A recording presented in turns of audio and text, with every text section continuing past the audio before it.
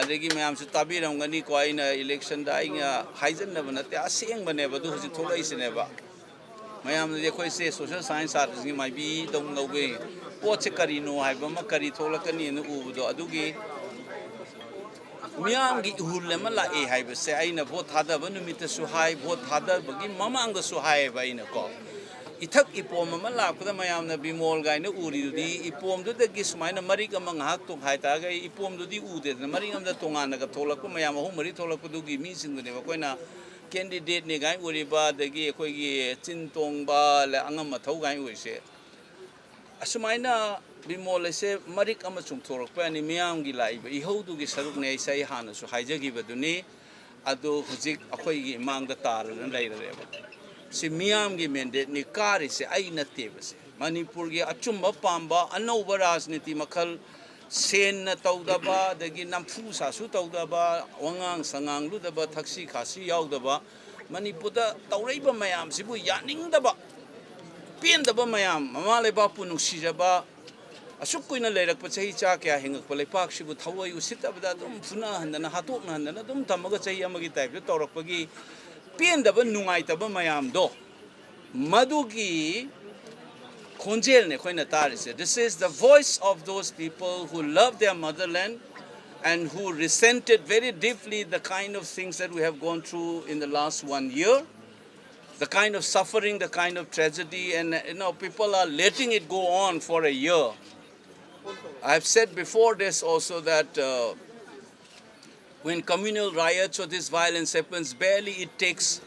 a few hours to a few days, maximum a few weeks, to bring everything under control. I quite enough for the last 1 year in our case. Chalan na chahi chupa mato ise thawai da ba kaweba plus usitta ba aduna chahi lising cha kaya leira aba iramdam gi miyam amusung iramdam asibu usit thawai da ba do tawrakanu haidana miyam na tholakhi ba khonjel du ni mayam na vote ki result oina ubi ga no ba se vote ka ba se nungai bane harau ba ma poi ko adu akhoi da hojik awana ta ba ngasai so haijagram ni press kangbu mada masana ni human instinct ni celebration tawning ba dagi achum pa ma mayam nu sumoina tawgi bodo karak pagi nuai jo phumdok poise masana ta bani adu bo lairi ba akhoi ki fibam chahi ama dagi tangdu leita da bagi fibam amasung akhoi gi handak ki natural disaster tawrei ba len ta ba ising thum je yengaga ai akhoi gi harau ba phumdok poda khitang control tawbiu ka hena khoi jele pak se santi leitri mina ko simatang tawbiu khwai dagi maru ba freedom of expression ai taseng na ngasi haijar isni press ki sinau singda ai khoi gi press ki sinau thongna kar ka phabiu sarkar da hangbang ambagi gat leibiu aduga ai su ngasi di miyam gi representative oiribina aingon da hangning ba hangbiu kari umba legitimately oina hangada ba question hangbiu aina som da kaisu FIR pan na jail da thagne na tor ka do bowa leite aduga press sing ju active role orga masigi koi gi question hangbagi habit se akoi manipur da hangba ngam da bagi ama leidi ba se press ki sinau sun madu gi spirit se yauna akoi anoba manipur sem da saruk ya view habit se appeal to so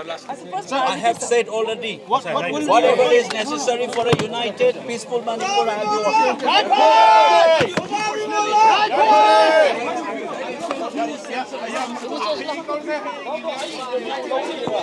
to